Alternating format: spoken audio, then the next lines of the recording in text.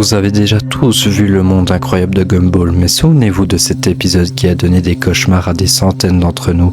Cette fois-ci, le dessin animé de notre enfance où tout est heureux est plutôt dérangeant, même voire traumatisant, car les personnages vont subir les symptômes d'un étrange virus nommé la joie. Je vous propose alors de le découvrir ou de le redécouvrir, mais d'une autre manière cette fois, car il cacherait une théorie qui risque de changer votre vision sur certains personnages de la série. C'est donc parti pour de l'horreur nostalgique.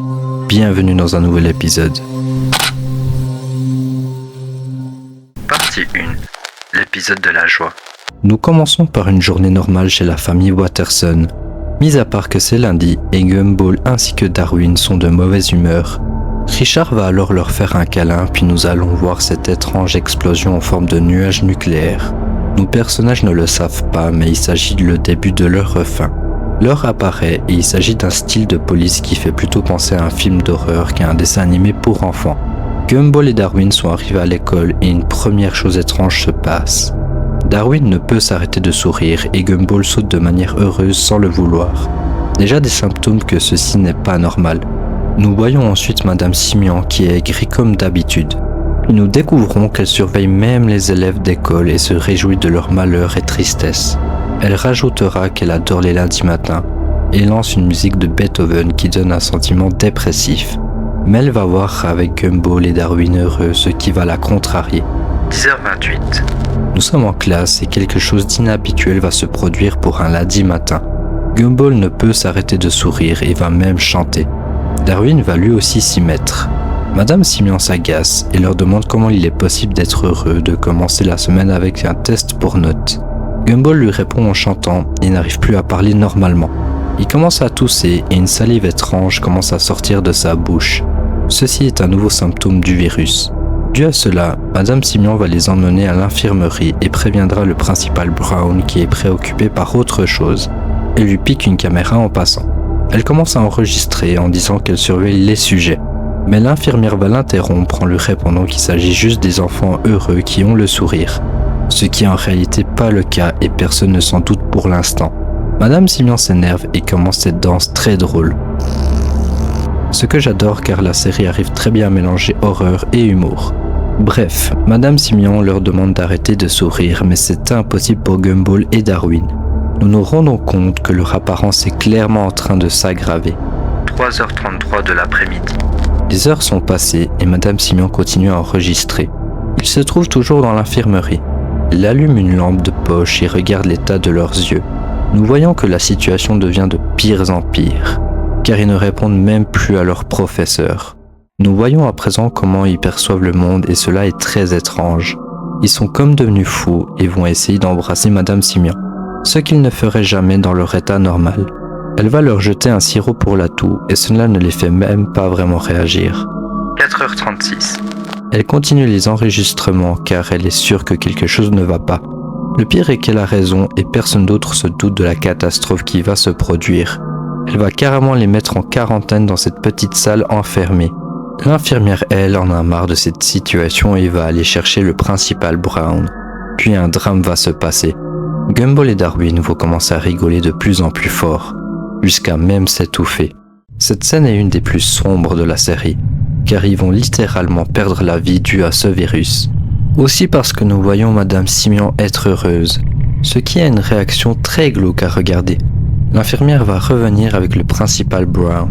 Ils rentrent et ils vont découvrir les enfants, ce qui va choquer Monsieur Brown, ce qui va le rendre furieux. Mais le drame va continuer car nous voyons Gumball et Darwin lui sauter dessus. Ce qui est étrange car ils venaient de perdre la vie. Nous revoyons cette salive et nous comprenons que le principal Brown est devenu comme eux. Ce virus se comporterait donc comme celui d'un zombie.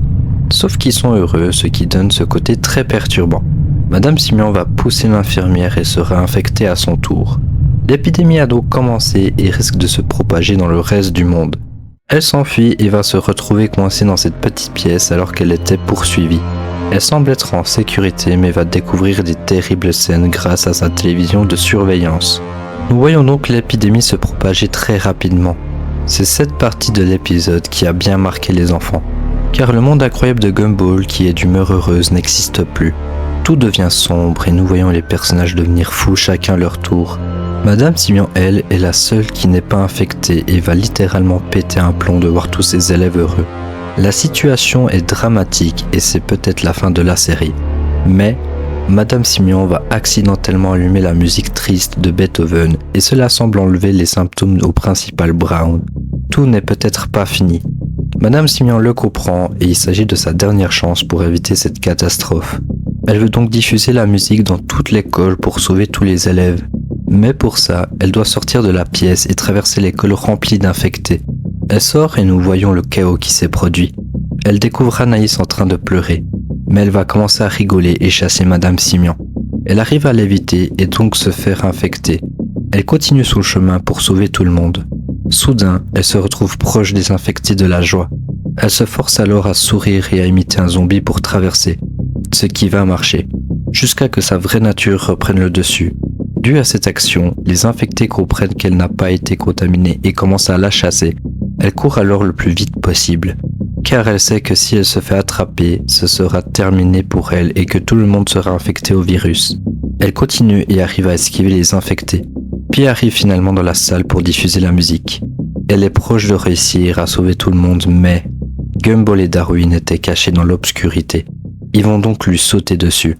Nous voyons le dernier enregistrement de Madame Simian où elle explique que la seule façon de battre ce virus est de mettre la musique triste, dans l'espoir que quelqu'un trouve la cassette.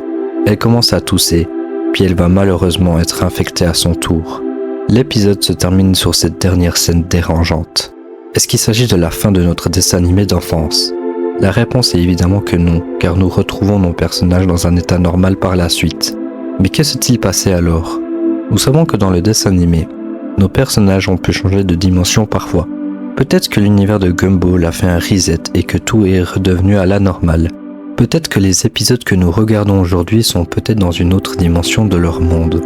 D'ailleurs, la dernière saison est sortie il y a peu de temps et a changé de nom. Aujourd'hui, elle se nomme le monde merveilleusement bizarre de Gumball, ce qui alimente ces dimensions parallèles. Une dernière question reste sur cet épisode sombre. D'où vient ce virus de la joie qui a infecté tout le monde ? Partie 2. Une théorie sombre ? Pour répondre à cette question, revenons au tout début de l'épisode. Nous avons pu voir cette scène où Richard leur a fait un câlin. Juste après, nous avons pu voir cette explosion qui ressemble étrangement à la salive produite par le virus. Et si en réalité, l'origine viendrait de ce câlin ? Cela voudrait dire que le coupable de cette épidémie serait donc Richard. Pour aller encore plus loin, Richard serait déjà infecté depuis le début du dessin animé, car nous le voyons toujours heureux dans la série.